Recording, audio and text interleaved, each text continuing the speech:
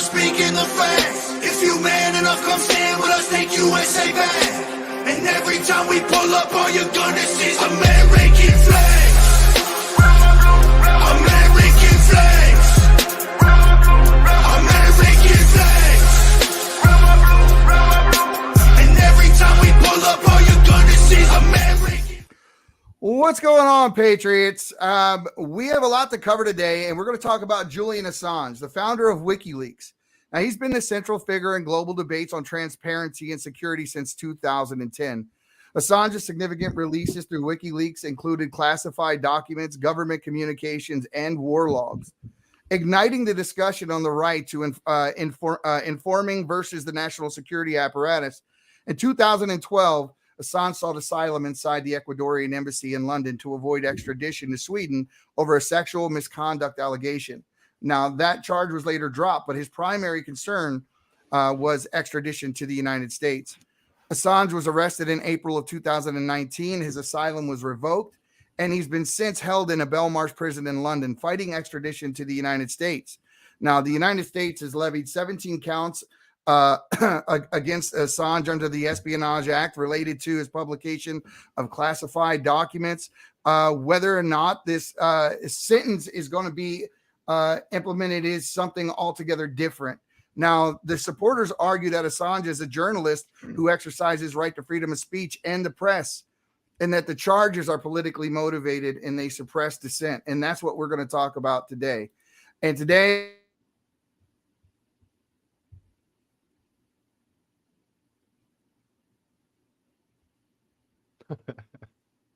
Uh-oh. Hey, we're in the background here. But it looks like Eddie's screen froze. Oh, no. So now we're just voices coming through a frozen Eddie. There we go. There he is. There was all that. It waited until we got live before it started doing that. But guys, so this deal with Julian Assange, it's quite serious. The guy's not charged with lying. He essentially caught them with their hand in the cookie jar. And there's a larger story behind the scene about Seth Rich and the DNC and what was stolen and hacked versus what was given away and why he was murdered. So, Shawn, what are your feelings on this issue, bud? Well, I think Julian Assange is being jailed for nothing more than doing actual journalism. And it's sad, right? I mean, he was able to go in and get the goods on a lot of people. And you saw how the powerful deep state, how they reacted to that. They went to shut it down. It's funny. The people who call, folks on the right fascists are the real fascists. They're the ones who, not violently, in many cases, aggressively shut down dissenting speech and opposing speech rather than having the conversation or letting accountability, start to play out. I mean, we need to see the corruption. It's not just the corruption here in the United States government. It's the corruption on a global scale. And you see that they have essentially eliminated and silenced Assange. And now you're watching, organizations like the World Economic Forum come out into the forefront that are they're talking about things that are just unbelievable. I mean, Klaus Schwab, the last time there was a German guy with a very thick German accent talking about doing all of these horrid things to the world didn't really work out too well for a lot of people. So I think we really should pay attention here. And push back against this. He was on there talking about how they're moving towards prescriptive AI. That doesn't terrify you, right? He's talking about how artificial intelligence is soon going to be able to decide our leaders and decide our elections without having elections. So you don't vote anymore. The AI decides who runs your country. And we all know how that's going to go if the World Economic Forum is talking about it. So scary stuff. Man. And, it's been stuff that's a lot of it Assange had uncovered, and that's why they wanted him silenced so bad. Yeah, and this is stuff that they've absolutely been working towards is instead of having journalists like Assange exposing corruptions, they want to hide all that. And companies like Google have been attempting to do what they want to do with the AI now. They've been trying to guide people in a certain direction, and this just feels like kind of the next evolution of what they want to do. So, but I mean, with how smart AI is getting, it is going to be incredibly difficult to resist or even really understand it. So a lot of this needs to be exposed quick. And transhumanism is a problem. Yes, and it's the end game of the WEF. It's what all this is about. It's where and when you really start delving into transhumanism and what it is and what they really believe and why they're pushing it, it gets really crazy. I mean, it gets extreme. When you think conspiracy, imagine a conspiracy about a conspiracy. I mean, that's how wild it gets. But this is really what these people believe. I mean, Harari, you're talking about Klaus Schwab, Harari, who is his number 2, openly expresses a will or a want and the ability to be able to hack the human brain. Just to give you a little bit of insight of how far they really are trying to take this. Now, Assange is set to be extradited to the United States. And I think, his crime wasn't against the United States. It was against the Democratic National Convention. That's the committee. That's who it was. That's who gave the goods up. That's where the emails came from. Seth Rich was the one behind it, who later ended up murdered. They never figured out who did that. I wonder why. It was very, very fishy. And then you have the fact that Mike Pompeo tried to have Assange murdered while he was in the Ecuadorian embassy. I'm going to play a clip of Tucker Carlson talking about just that. Take a listen. People in prison. Yeah. I guess I'm the liberal. Yeah. I've visited. I was in a prison last week. They're very depressing. I saw Julian Assange in London. I wanted to ask you. Wouldn't put people in prison. No. Except for a very good reason. And they talk about the put him truth. in prison. Talk about the truth being illegal. Look at he's paid for it with dozens of years. Well, Assange has never been accused of lying or of fraud or of making money in some criminal scheme. Assange has been accused of telling the truth, period. Yeah. And they are torturing him to death in front of all of us. No one's doing anything about it. And that Mike Pompeo is a very, very sinister person. Isn't he? The worst. And I always thought that, and I've told Trump that. Never should have allowed him to run CIA or state. But Mike Pompeo tried to have him murdered. And that's a criminal act. He was not even charged with a crime in the United States. And Mike Pompeo was CIA director. This came out. Pompeo didn't deny it. I never heard this. So there's that. That's with my hair. There's that. Well, I caught you. That's why I took the clip off. Yeah. So, I mean, there's that. And, this goes to me. People that don't understand and they're kind of caught in the weeds of this need to understand Mike Pompeo is a guy who's obviously a figurehead on the right. This guy's crime was essentially against the left. It was against Hillary Clinton. It was against that whole deal that went down when Tony Blair and Bush were in office, the Iraq war around that time. Now, we've known since then that you see Bush in a lot of cases with every photo op he can get with Obama, they're best of friends. Rumors of them actually knowing each other when Obama was quite young. And because his people were doing business with Lolo Soetoro, who is Obama's adoptive father, who was an oil tycoon in Indonesia.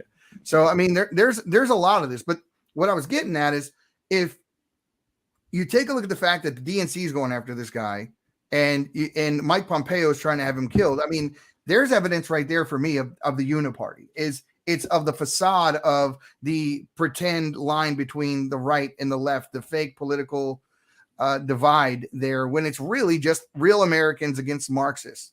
And there's the dividing line that I see today. Anybody think different, or do you see a different perspective? I would love to hear what you think, Shawn. Well, the uniparty is real. And, a lot of people say sometimes Republicans are controlled opposition, or, there's no difference between the left and the right. There's absolutely a difference between the political left and the political right. I mean, you can see it. There are folks who are, devout Christians. They're very religious. They believe in God. And then there are folks that are godless on the left who believe government is God. And there's definitely a difference. But when it comes to politicians, the majority of them, the overwhelming majority of them, they're all cut from the same cloth. They're all there for the same reason. They're there to retain their power. I mean, I'm a big fan of Star Wars. I'm a huge fan of the movies, the original trilogy in particular. But Episode 3, which is part of the first, prequel trilogy, you had Palpatine talking to Anakin and saying, the one thing a tyrant fears most is losing his power. And that is their biggest threat, when you start to step up to them and you can present a realistic, credible threat to their power, that's when the claws come out. And that's why the claws came out about Donald Trump. And that's why they came out, and that's why they're still out. And one of the biggest things, a lot of people don't realize it, is that the deep state operation into Trump was before the 2016 election. It was Spygate. Right. It was Obamagate. They were spying on his campaign, and they figured they had him. There was no way he was going to be able to win. Peter Strzok and Lisa Page talked about an insurance policy.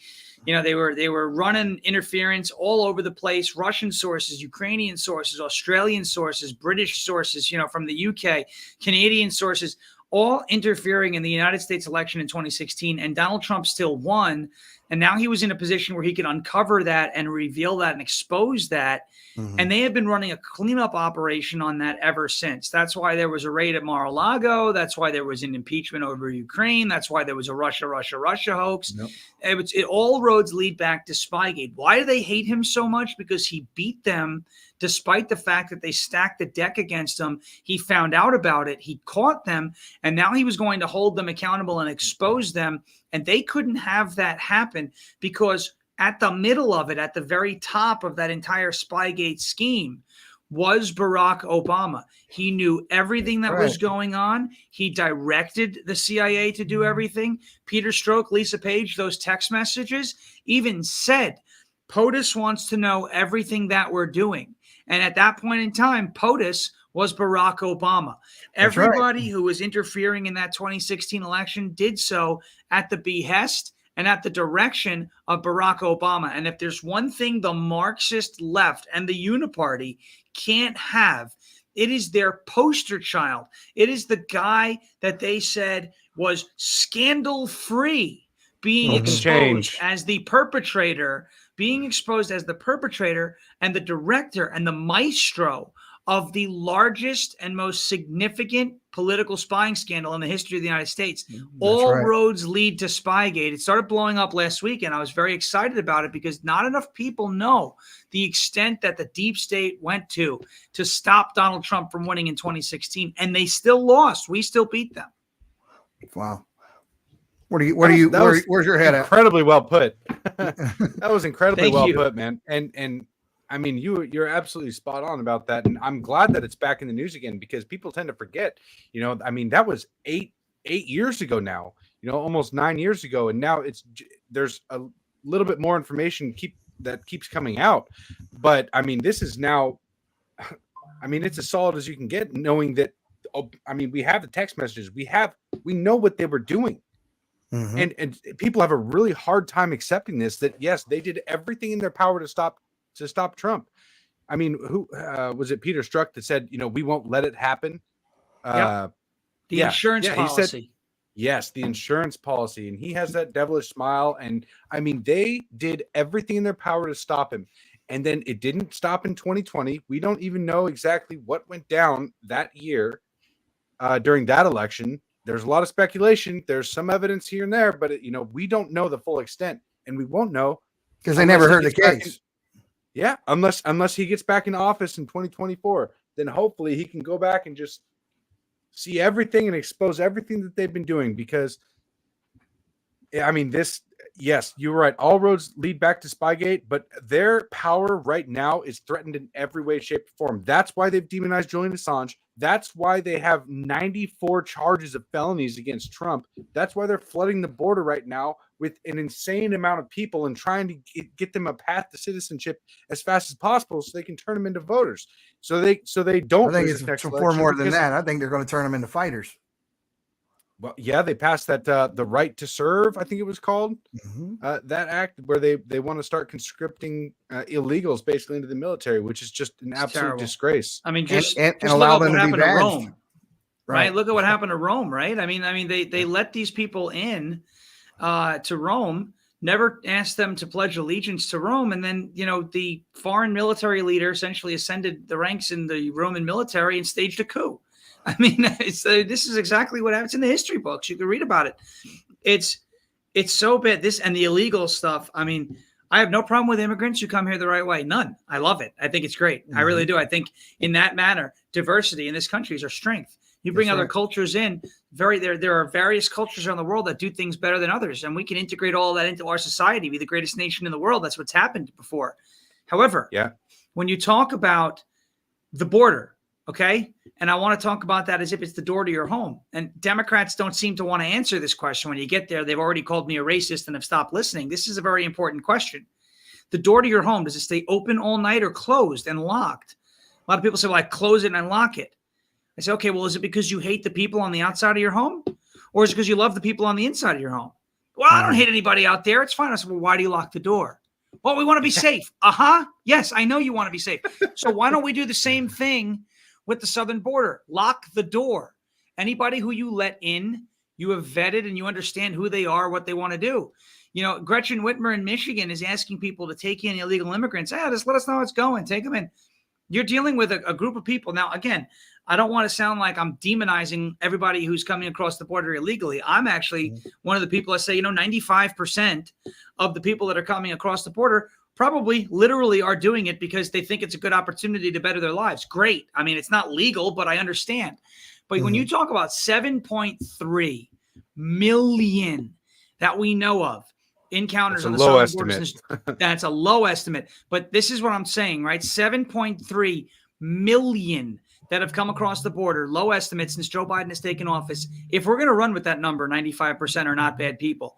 If 5% of them are bad people, as Trump called them, bad hombres, we talk about bad. They're not good people. They're not sending their best.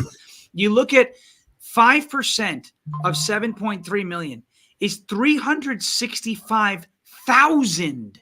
365, not 365 people, not 3 people, 365,000 people that have come into our country because the president just decided, doesn't matter, right? Come on in.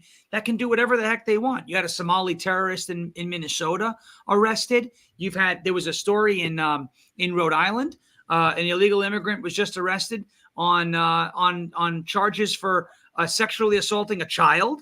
You had a guy in Texas, 5 times deported in Texas. He killed a child, a 10-year-old boy walking home from school, DUI. You have the 7 in New York City who beat up the police officers. They found them in Arizona. They belonged to a violent Venezuelan street gang. You had children getting raped in Maryland because of illegals that were going out there running around, just running the show.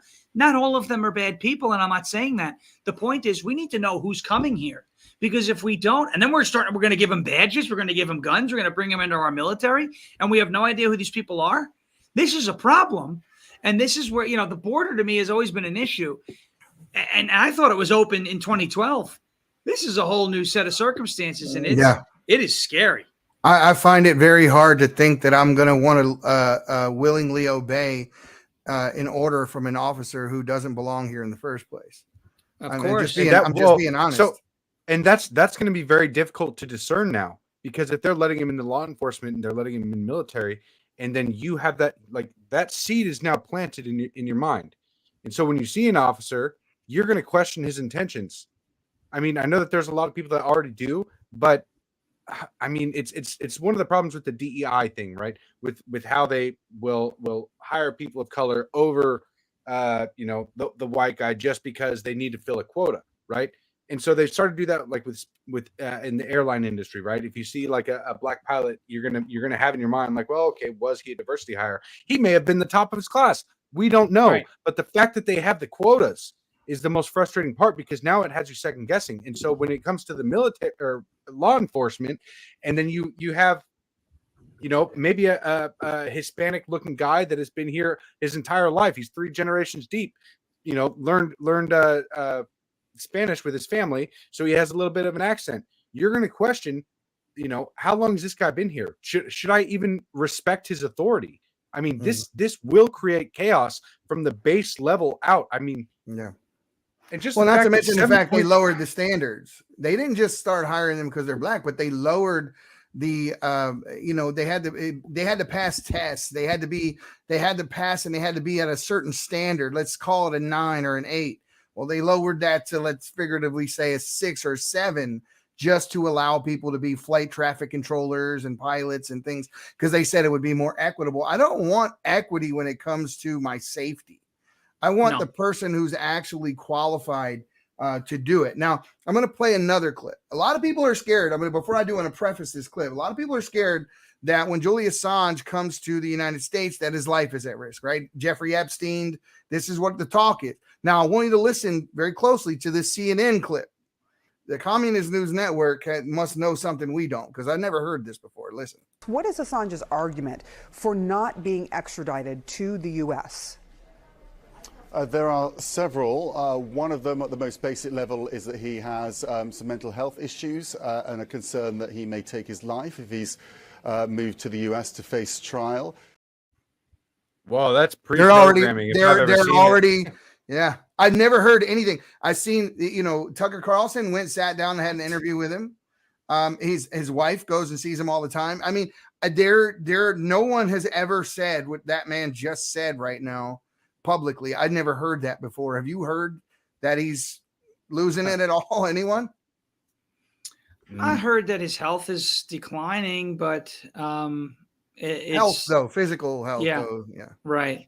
It's very interesting when you hear the left telling you the truth. When they speak, listen to them. A lot of times, you have.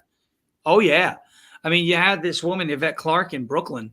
We were back, and she said, I need more illegals in my district for redistricting purposes, because she didn't want to lose her seat. Yeah. You talk about the great replacement theory, and I say it's not a theory, it's a process. It's happening. It's happening now. You have, and they're talking about it. Demographics, destiny. Demographics is destiny. You had Democrats in the House 2 weeks ago voting against a bill that would make deportation the punishment for an illegal immigrant that committed Social Security fraud, right? So you have your seniors in this country who are relying on Social Security to basically to live, okay? Mm-hmm. And these folks are coming here. They don't belong here. They're here illegally committing Social Security fraud. The seniors are now at risk. They can't eat now, all right? They don't care about these illegals doing it. They don't want them deported. They want to replace the illegal. They want the elderly voter. When the left tells you, and they tell you these things. I mean, I was watching last night 2016 election highlights just because I haven't watched them in a while, and I was watching the Young Turks. They melted down. They're terrible, but they melted down. It was one of the best. And I gotta say, Chunky Yogurt, whatever his name is, right? Cenk. He said, we're not being polite anymore. We're going to start fighting. And it's exactly what the left did. And I've watched that a million times and have not picked up on it, because it's it's rhetoric, but that's what they did. And he said, that's what's coming. He said, we're taking over the DNC. That's what happened. We're not going to be polite anymore. That's what happened. And they've dragged people, they've banned people, they've doxed people, they've killed people, they've threatened people, debanked. Look what they're doing to January 6th political prisoners. I know. Sad. And he told us it was coming. He told us.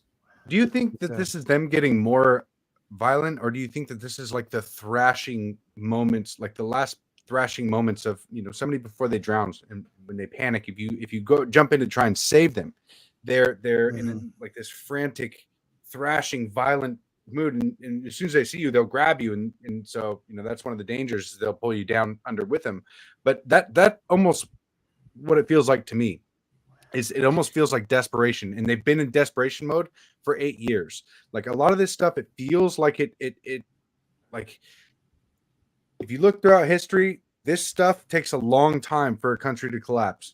Like revolutions, they take a long time, and the fall of an empire doesn't happen overnight. It starts back here. And it feels like the DNC and the Uniparty, and I mean, even the globalists, that they've been in like this thrashing desperation mode ever since we finally got access to information and could actually, communicate with people around the world almost at will with the internet. I don't know if they were completely ready for that.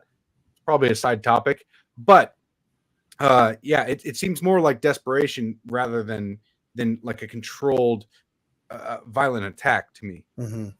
Well, I tend to think that if I'm sorry.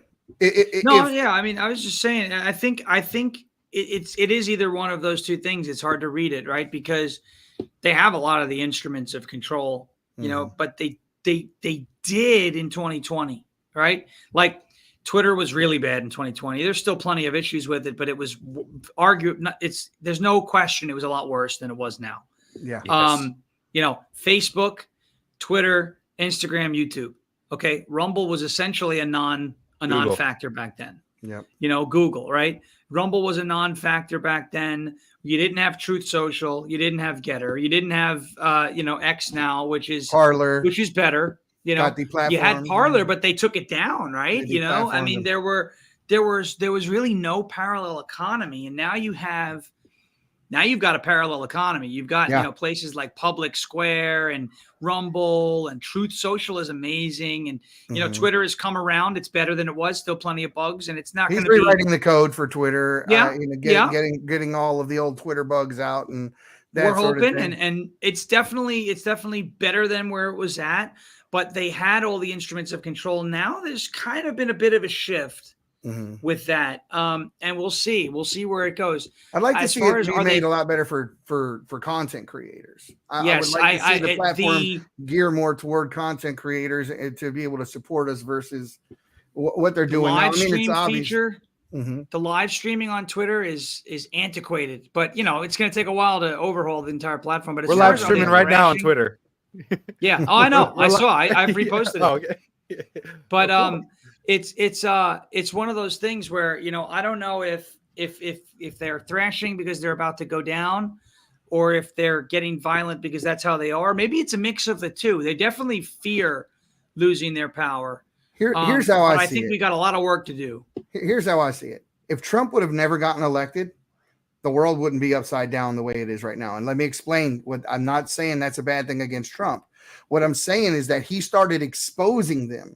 When everyone was in on the lie, there was no danger. They didn't have to do the things they're doing. They didn't have to cause the chaos and pit neighbors against each other and do all this propaganda in the news and everything that they've done so far. Basically, Trump came in and ripped the mask off the entire apparatus and exposed them for who they are.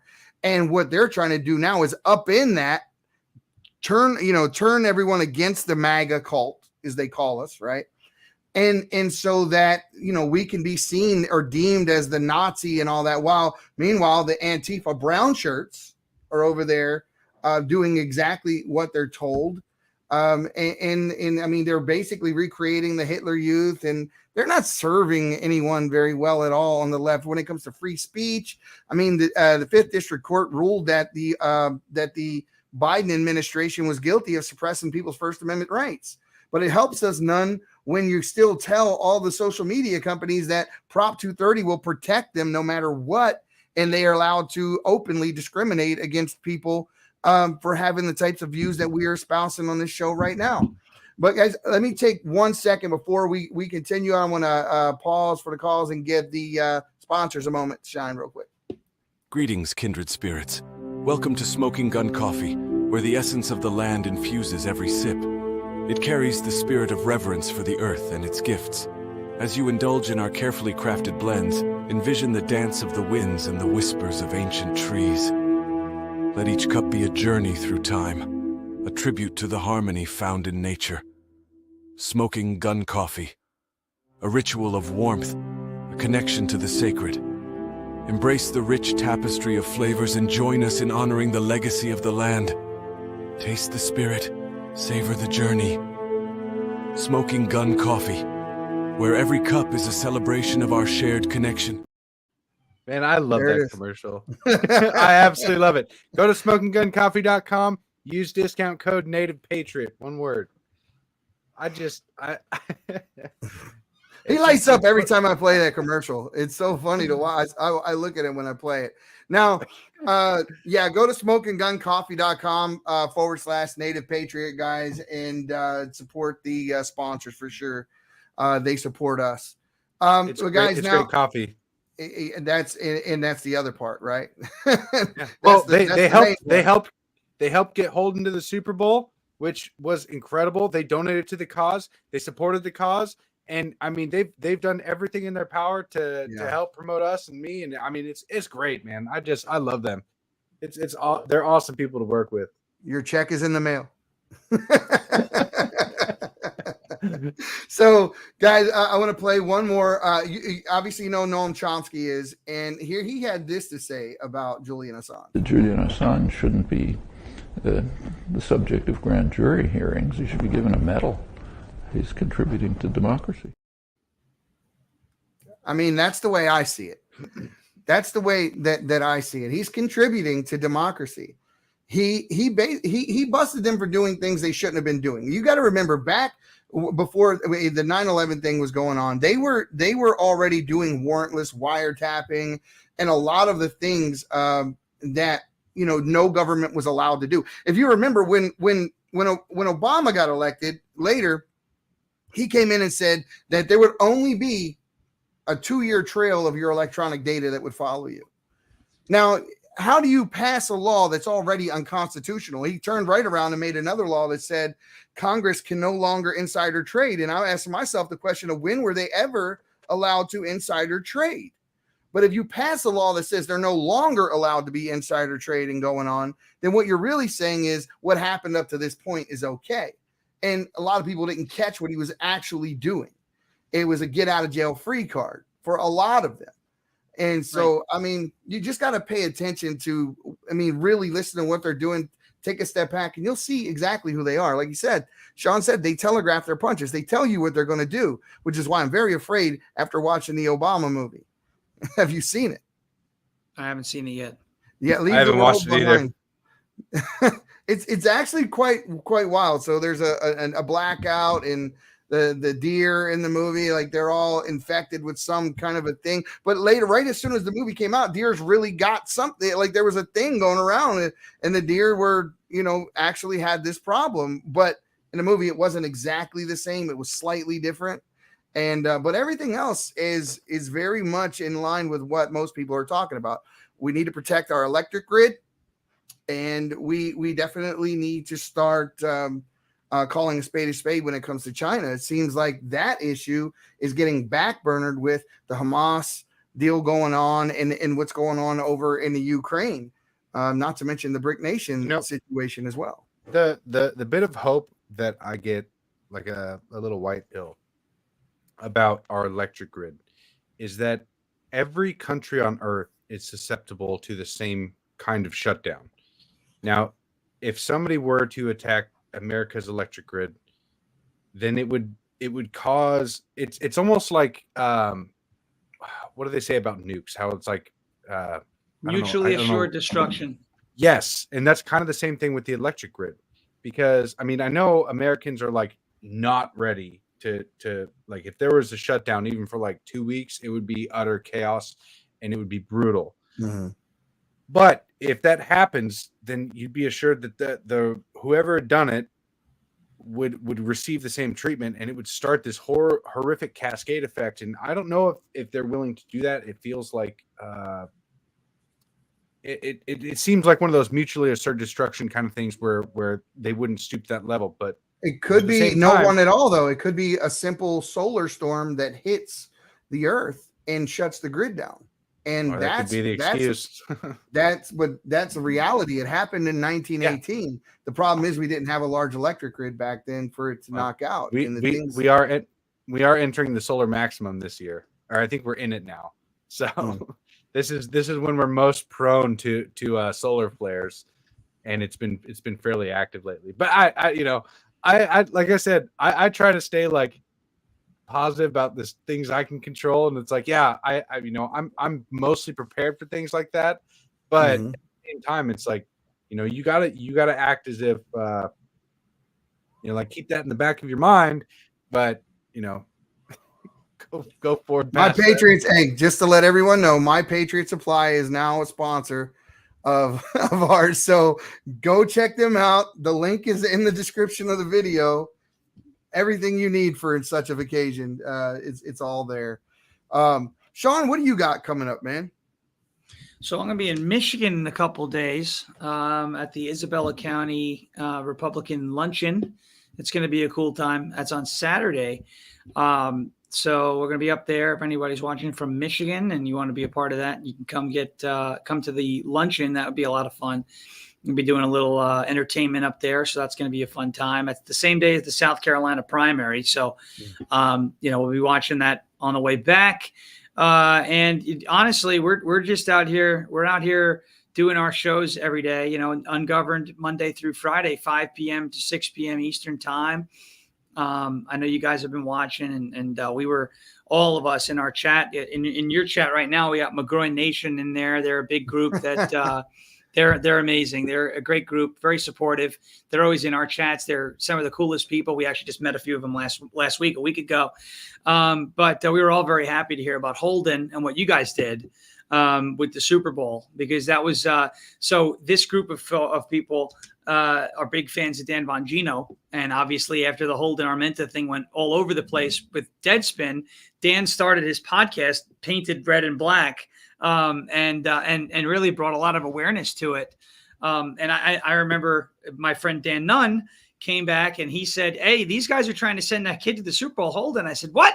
That's amazing." So we started, we started pushing that and jumped on with that live stream with you guys for a little bit. And I think you were just on with Dan before. I was on Dan yesterday, on with Dan Nunn. And so, it's a small world. There's so many of us just creating content, doing shows, and then we're all hanging out. It's a lot of fun. So, I'm for glad me, to see him. it's just, He's we're doing just good shows. these days. He's doing great, good. man. He had a big show on Rumble today. So, he was telling me about it. It's pretty cool, and I'm really happy for him. He's a great guy, and happy you guys were able to get Holden to the Super Bowl. And I know the recognition was a little delayed, but everyone found out who it was and what you guys were about, and it was great. What a mess that was, though. Almost so it's at like 9.2 million views right now. I get sick when I think about all of the potential followers and all that were ended up being lost because someone scraped the video after we crossed the finish line. It makes me sick just to think about it. But there are a lot of people who know exactly what you did, and you did it for the right reasons. Everyone knows that. And the Chiefs won, and he looked like he enjoyed himself, right? I mean, he called us on FaceTime, man. He called us on the FaceTime call, and we released the FaceTime call, and I mean, you could just see him, man. You could tell. Let's go. He was so happy. Happy. What a game. What a game to go to. I mean, an overtime win at back-to-back champs. I mean, that's just incredible. That's more than I ever could ask for, I mean, I could have asked for the Ravens to go win, but I mean, you want to know what you want to talk about asking for things. I'm a Jets fan, so I ask for a lot and I get very little in football. It's okay. But I'm a Texas Rangers fan, and we're the defending champs right now. So there you go. Baseball. Okay. So it's baseball season in about a month. So we're very happy about that. Yeah, I'm out there. I'm working on my kid's swing right now. He's wanting to join baseball, and we got that thing. I'm getting his swing down, and it brings back a lot of good memories. I love the. I had so many good memories growing up playing sports, whether it be baseball or football or anything like that. You're a Sandlot kid. Well, there. We were all Sandlot kids. You walk out the front door in Baltimore and you tell someone, "Hey, you want to get a game of football or baseball?" Where you'll have 30 people in minutes just ready to play. So we did that. We used to actually play in the back alley. We'd spray painted a square on the back side of a house, and if you pitched inside that square, that was a strike. What we didn't know, the house we had painted it on in the alley was Babe Ruth's house, and everyone knew. It was the place where he was born.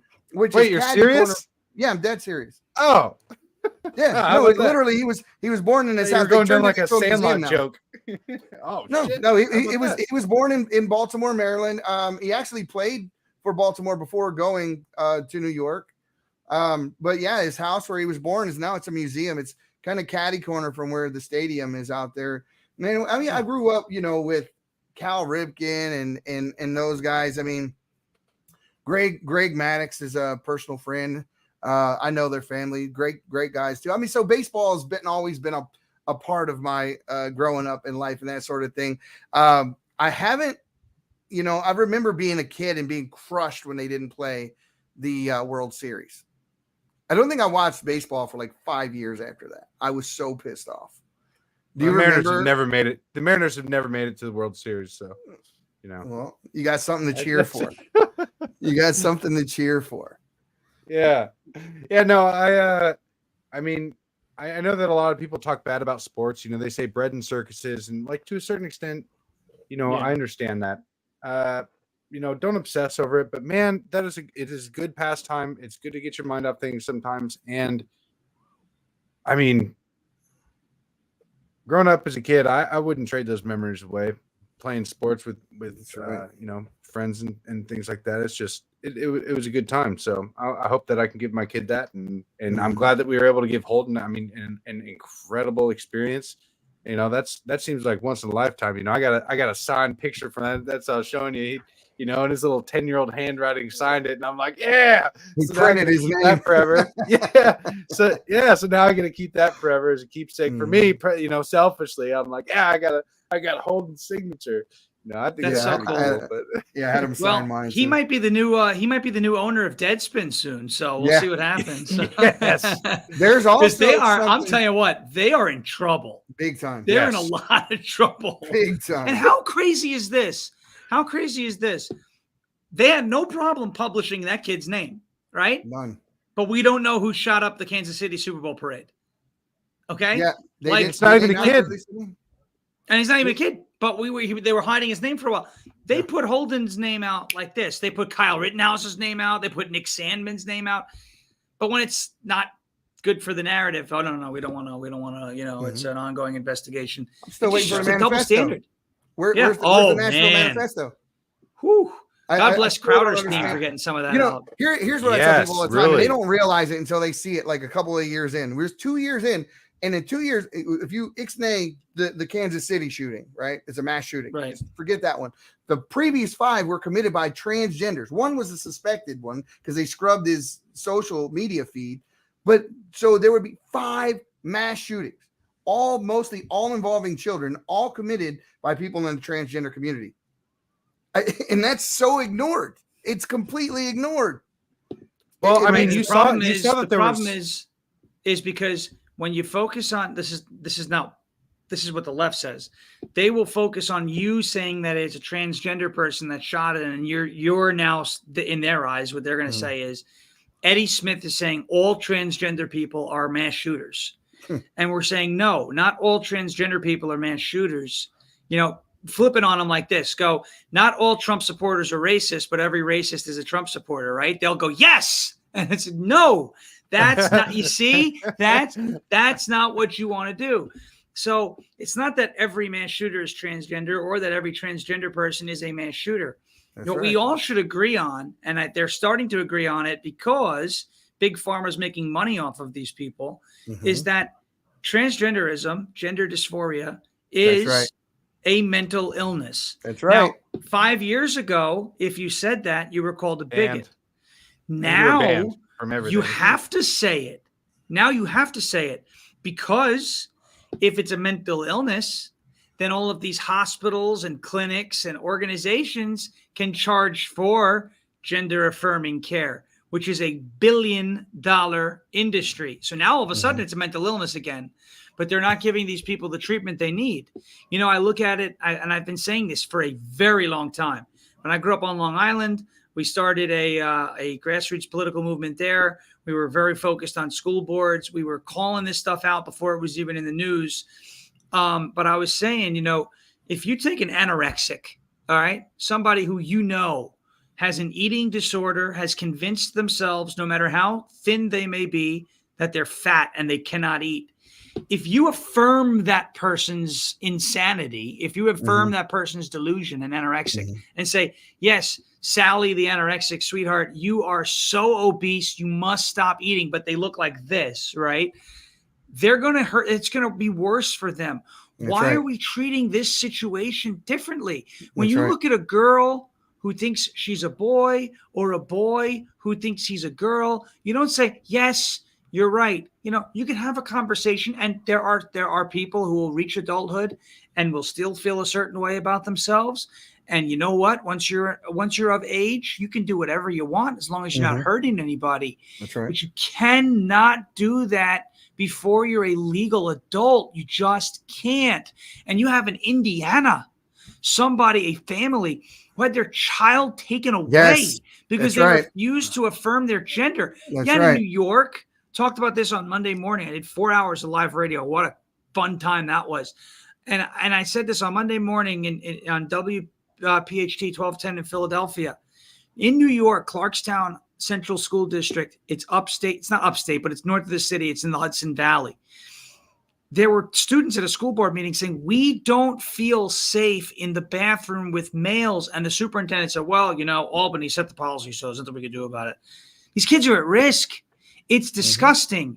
They talk about school should be a safe place for everybody. What about the children who don't want to be exposed? The female students don't want to be exposed to a male in their locker room. They say Republicans want to hurt children. Did you see the videos of them beating them up? This is crazy. Did you see the video of the kid just, meleeing this girl? There was 50 people standing around in like a high school, and they did. And this dude wanted access to the woman's locker room, and this one female was like, basically the argument was over. She was saying hell no, and so this guy beat the living hell out of this girl, and 50 people stood around and watched. Finally, one person stood up and knocked that guy on his ass. His whole facial expression changed when he got hit by a man. But 50 people stood around and just pulled their phones out and recorded, and nobody stepped in. That happens a lot. People just start taking their phones out. It's ridiculous. We have a serious problem when the children are begging for help and the adults, instead of helping, they further the problem. Yeah. Like that to me is one of the sickest things is, kids, they're innocent, right?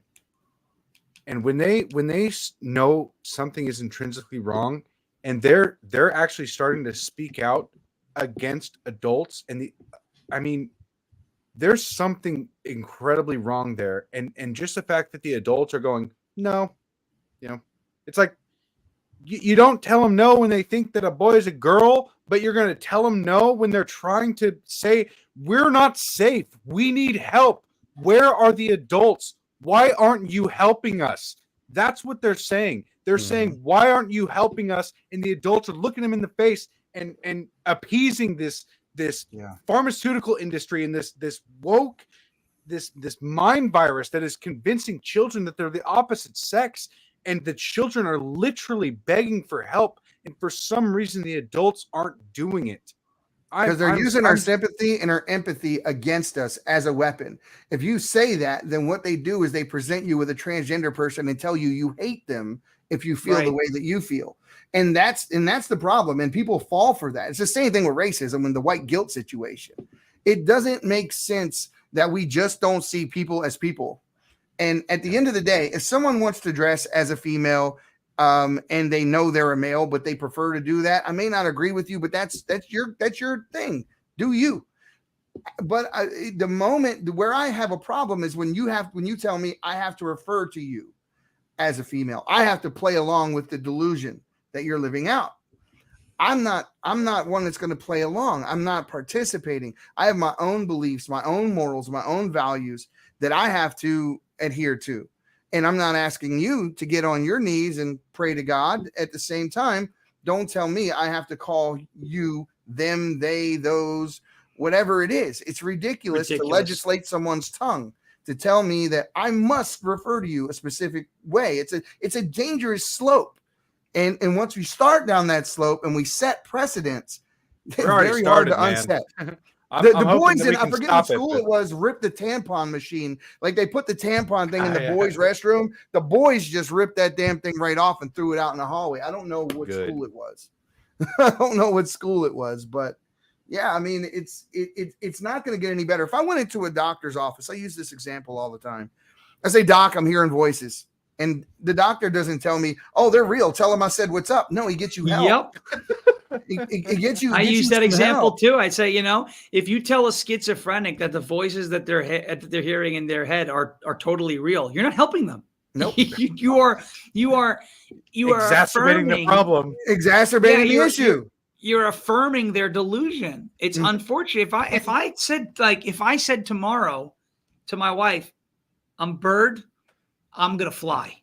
I'm going to fly off the apartment. She better not go try it because I'm going to get hurt. You know, Exactly. what I mean? As she's calling the insurance company, hey, I need life insurance for my husband. Exactly. Like, no matter how nice it would make me feel. Yeah, Shawn, I believe in you. You're a bird. You can fly. Yeah. Like, she should be like, please don't try to fly. Right. You know what I mean? Right. But here's the other bad simple. part about it. They put the battery in the back of these people who already got something going on, and then they put a battery in their back, basically saying anyone who disagrees with your delusion is evil. And that's what caused the Nashville shooting. That's what causes these things to happen. Genociding you. Yeah. And they're doing it because they believe we're evil because we disagree. Oh, the genocide thing. Let me say this, right? So, because the left loves genocide, the Planned Parenthood, and by the way, Margaret Sanger admitted that's what it was for, but that's human weeds. Whatever. That's what she called black kids. Human weeds. She wants to exterminate the Negro population. Not my words. Okay, her words. I'm quoting her. I'm not saying that's what I want to do because it's not. The genocide thing is interesting. So I've had this discussion a few times, and a lot of people say, wow. So actually, I had a gay man tell me this, and he said, the transgender movement is inherently homophobic. And I said, what are you talking about? What do you mean? And he said, well, think about it. And I've used this ever since, and it's very, very logical. You have a little boy or a girl in school, maybe not little, maybe they're 13, 14, 15 years old. They're still a child. Okay. And they're exhibiting a younger man in school, 15-year-old boy is exhibiting feminine traits, right? Maybe he comes to school in a dress one day, or he did his nail, or whatever, right? Whatever it might be. He's no longer allowed to just be gay and like another man, okay? He's being told now, no, you're not gay. Oh, okay. You have You're to a woman. change everything about you because you're actually a woman. You're not gay. You're not allowed to be gay. You must transition into a woman. You must change. You can no longer just be proud of being a boy who likes boys. You have to change everything to fit. You have to change everything so that you can affirm your gender. That's disgusting. The second thing that happens is some kids are going through a phase, right? Whatever. But the second thing that happens, you talk about a genocide. When you give children the same drugs that are being used to chemically castrate sex offenders, when you're chopping off reproductive organs and permanently impacting these children's bodies, that's the genocide. That's the sterilization. Those people can no longer pass down their genes. They cannot reproduce. They can't start a family. They can adopt, but they can't procreate, right? And their lifespans are shortened. Sterilizing. There's lots of things that happen as a result. They're sterilizing gay people is what they're doing with this whole thing, and nobody sees it. Yes, there's absolutely a transgenocide happening in this country because the left is chopping off their reproductive organs and taking away their ability to reproduce. There's your genocide. I mean, and it is inherently homophobic. It is inherently homophobic when you see a gay boy and say, no, you're not a gay boy. You're actually a woman. You're not allowed to just be a boy who likes. You have to change. That's terrible. I never thought about it like that. You know, the scariest I can see it.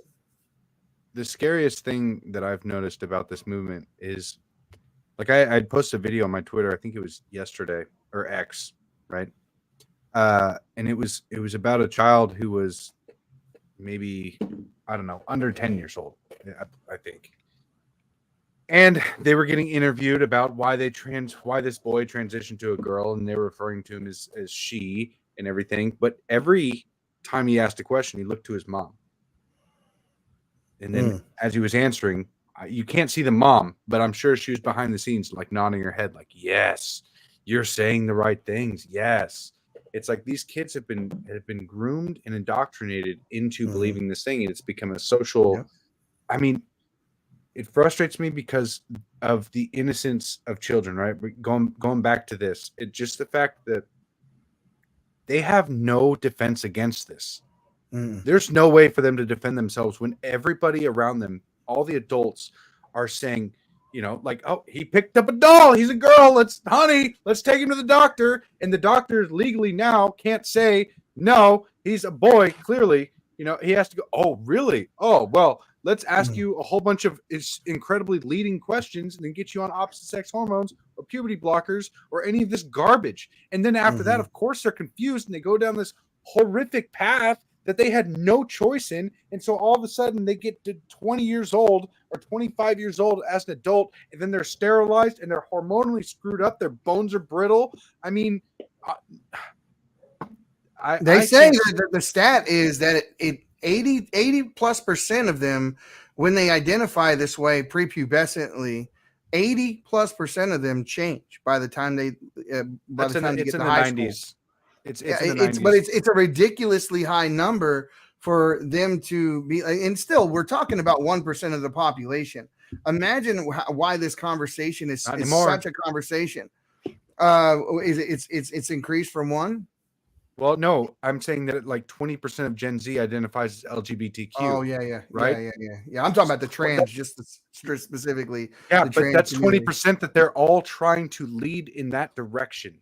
It exponentially grew too. What was previously the growth rate in amongst themselves was very low. And then all of a sudden in the last 2 years, it jumped like 200% from what it used to be as far as the community growing.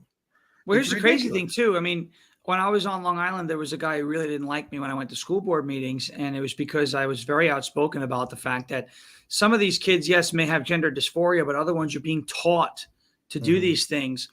You know, you mentioned, your kid's working on baseball swing, right? And so it's probably cool. You get them a new glove or a new baseball bat or a bag of balls or whatever for baseball.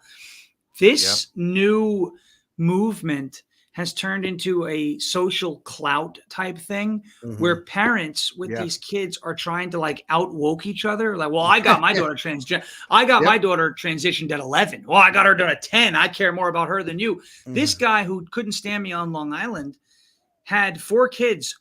All of them were trans. What does that tell you? That's not normal. Statistically impossible.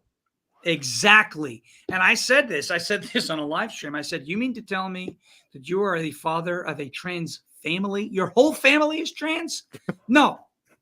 I'm sorry. First in history. I saw a lady one time testifying before, I don't know if it was Congress or school board. I don't know what it was, but she was saying her 18-month-old was trans because she liked playing with trucks. 18 months old, real story.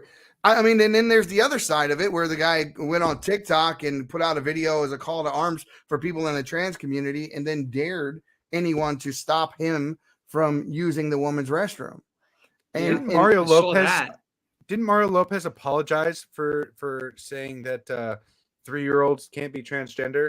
Like, I mean, that was years ago. And it started that pressure is when, I guess he's a prominent person, an actor or whatever, but he was on a podcast and he said, 3-year-olds can't be transgender. And he received a ton of backlash and bent the knee immediately. And that became like a new trend. They're like, oh, I guess 3-year-olds can be trans. Like, no, he just apologized because I don't even know. I can't understand that mentality, but it's wrong. 3-year-olds can't be, 6-year-olds can't be, 12-year-olds can't be. There's no such thing as a trans child. It doesn't exist. They're being groomed. Correct. They're being taught. Some are confused because everybody around them is telling them lies. They're saying you can be a girl. It's like, no, you can never change your sex. You can like shift your hormones and change your appearance slightly, but you can never change your sex. You'll never be able to birth a child if you were born a male. You will never be able to impregnate a woman if you were born a woman. I think I got that right. Oh, I don't understand this mentality. Okay. All right. You must be a biologist. Are you a biologist? Yeah, one of them. Oh yeah. The argument from authority versus our identity politics. They love those things. I took biology in high school. RFK, and I hate quoting this guy after what we just went through with Holden and his lack of nads to step up and just say kids are off limits. I mean, he threw me out of the rally and it was crazy. It's fun though. So he said he went on, I forget whose podcast he was on. But on the podcast, he talked about the fact that atrazine, which is in our drinking water, seeps into our drinking water. And atrazine, when it's exposed to certain kind of frogs and things like that, it actually switches the frog's sex from male to female, and then they're allowed in. The frog will actually have viable eggs. So he went on to talk about, what's in our drinking water, what are we exposing people to, and why is this high number of the amount of people now considering themselves to be trans? Some of it is social and some of it's learned from their parents. And so, but, is there a deeper, more sinister reason behind some of this? And is it, by what were we exposed to, and what's in our drinking water, what's in our food? These are questions that we're not even allowed to ask. They won't even have the conversation, which is what scares me the most, because he was immediately removed from, I forget, it was taken off of YouTube, that RFK interview I was talking about. But what was funny is that he was quoting an NIH study. He was quoting the government's own study. So that's why we're on Rumble. This is the world we live in. This is literally the world we live in.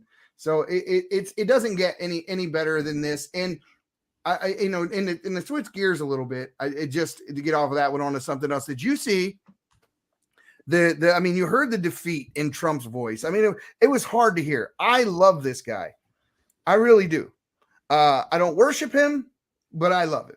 And when this judgment it came down on about his house and all that, and he put that statement out, I could just say he was just disappointed, beyond disappointed. And then the next day, he turns around and they give him $10 billion for the acquisition. I just thought it was just absolutely, I loved it. It was like, I felt it. I felt like I got $10 billion. I felt like, there, take that. It's the best GoFundMe ever. Ever. Or Give Some Go. Ever. But I'm excited. I'm actually very excited for Truth Social to go public. I am. I think it's going to be, first of all, they can grab up to 10 billion. I think it was, as the approval was up to 10 billion, which is about a quarter of what Twitter is worth. Which, when you think about that, Truth Social has only been around for 3 years. So the fact that it's got that much value is, or it's been evaluated that high. I know there's inflation, but that's pretty significant. I'm excited to see where Truth goes. I want to see more liberals on the platform. I have to be honest with you. I don't love the echo chamber feel. I love Truth Social. I love it. I love it. I love it. It's a great place because you could post there and then you can share that with people, and it's actually great for folks with conservative shows because it's like free targeted marketing, right? You know who you're talking to. It's hard to grow on there though, for certain. Yeah, well, there's no algorithm. There's no algorithm, and that's why. So, but there is a For You feed now, so we'll see if that starts to enhance that. But it's a work in progress. But I do love the concept of the platform, and I know the team behind it is going to be, pushing more features. And obviously, when they have more available funding, it goes public, you could see perhaps some pretty innovative things come from Truth. So I'm excited for it. I'm excited that he's going to be making I think he said up to $4 billion from it. So he could pay Engoron's fine about 8 times over. But just the fact that we're going to have this platform that's blossoming right there for us, I'm excited for that too. I have one critique of Truth Social, and that's it, is that they don't allow a longer character limit. Because I tend to write like really lengthy posts on Twitter, and I can't just like easily transition, like copy and paste right over to X. I have to like try to. That's the only problem I have with it. If they would just fix that, fix the character length, then I'd be posting every post I have on Twitter on Truth. It's just that one little. I think that might happen because Trump sometimes posts long things too, and he writes page 1, page 2, page 3, and I'm like, that's got to be annoying. Like, either add the thread feature, or give us some more characters, to put in there. So I also wanted to tell you there, the Holden story we touched on earlier, it's not over yet. We can't say exactly what is going to happen, but we were in talks with our friends at the Native American Guardians Association, shout out NAGA. And we were talking to them, Maurice and I, last night, and we're not done with Holden yet. And awesome. there's some other things in the works, and Holden is gonna, be honored for his warrior spirit. maybe. And there's a couple of ways that we're thinking about doing that. And it's going to be big, and I'm glad to be a part of it. So we're looking forward to that. You just said big. We got It's something. going to be big. It's going to be huge. Huge. You know, you have to say it's an incredible. Oh, look what I got. I have this at the ready. It's a beautiful thing. It's a face. Look at that. Isn't that fantastic? I have Trump on a stick. It's a beautiful thing. Oh, you know what? You know what I was thinking? I just found it. I got a good one. We're going to do this for Christmas. Trump on a stump. How about that? Does that sound good? I think that sounds fantastic. I think maybe we'll launch that this year. It's going to be tremendous. You know, Trump on a stump. It's a highly respected. We'll paint it in gold. It'll be tremendous. I think it'll be incredible. What do you think about it? The greatest gift in the history of the world. That's awesome, man. Do it. Hey, did you get any of the, did you get his shoes? I did not get his shoes. No. I had him my own made like 3 years ago. And I have a pair of Let's Go Brandon Nike Airs. They're awesome. Did you see Trump's gold shoes recently that he released? Yeah. I learned about it too late. I mean, I didn't have the money to buy them, but it would have been cool to it went for like $9,000 autographed or something. It was ridiculous. Oh yeah.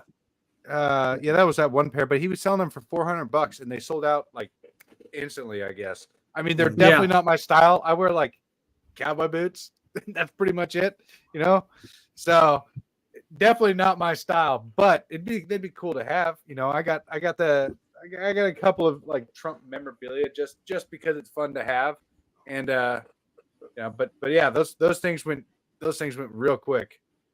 And Shawn, you do something where people can call up and pay you to do the Trump voice in for them. And what's going on with that? Explain what that is. Yeah. So that's on my website at farashmedia.com, FARASH media.com. They're custom messages and it's so fun, right? So people will submit an order, you know, they'll submit a request, whether audio or video. And we do this for businesses too, radio ads or, you know, promotional social media videos. If you have a business you want to do, I could, hey, this is your favorite president, and we have a tremendous business here with my complete and total endorsement. I'll get these requests, you know, oh, it's so-and-so's birthday or happy retirement or get well soon. So-and-so just got out of the hospital or, you know, broken leg, whatever it is. Voicemail greetings. Those are my favorite because I get the reply and says, you know, people will call me. I'm getting more calls than usual, but from the same people. They just call to hear the greeting. You know, so they'll go on the website. You can order it. It's custom messages, audio or video, and I record it for you and send it back, and then you use it how you want. You know, but I'll do all sorts of different ones. I can make your ringtone.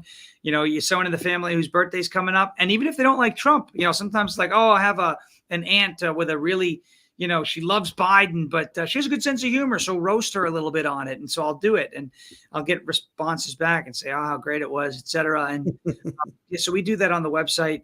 It's a lot of fun for me to read about all the followers, because these are folks that are following me, and they will write a message and say, you know, hey, my son, Joey, his birthday's coming up. He loves to grill. Hit him on this, that, say he undercooked a burger once or whatever. And then I'll roast him for a minute and happy birthday, et cetera. And I get to learn about the people who are following me. And it's a really cool way to build the relationship. It helps support the work that we're doing. And it's on the website, farashmedia.com. If it's something that you want to do, by all means, head over there and do it and send us a message. We'll chat with you and we'll make it happen. Can I get you to promo the Patriots Prayer Podcast? Of course. Oh, let me jump out of here and him out of here. This is your favorite president. This is the Patriots Prayer Podcast. It's a tremendous show, one of the greatest shows in the history of the world, with highly respected and talented and beautiful people. And if you're not watching it, you're really missing out. They get huge ratings, tremendous, and they do a fantastic job. Never fake news, always real news, and always the truth. These are wonderful people, highly respected, and they have my complete and total endorsement, believe me. You're awesome, brother. I really appreciate that. And that is definitely getting pushed out as a promo. That's good. Great stuff. Great stuff. Well, we spent an hour together. I don't want to take any more of your time. I really appreciate you making time to do this with us. And maybe we can come on your show at some point. You just invite us and we're there. We look forward to it. And you said you were going to be where and when again before we get out of here? Michigan. I'm going to be in Michigan on Saturday. Isabella County is going to be Mount Pleasant, Michigan. Isabella County Republican Party's got an event there. Going to be speaking, doing a little entertainment. And I'd love to have you guys on the show. I'm still figuring out with the new computer. I'm getting the guest situation all situated. But I'll shoot you guys a DM, and we can make it happen. I know some of the audience is here now. They'll love you. We'll talk about all sorts of cool stuff. We'll get you on Ungoverned. It'll be a good time. Well, the thing is if you ever need technical advice or computer stuff, that's kind of my thing, guy. You got my thing. Reach out.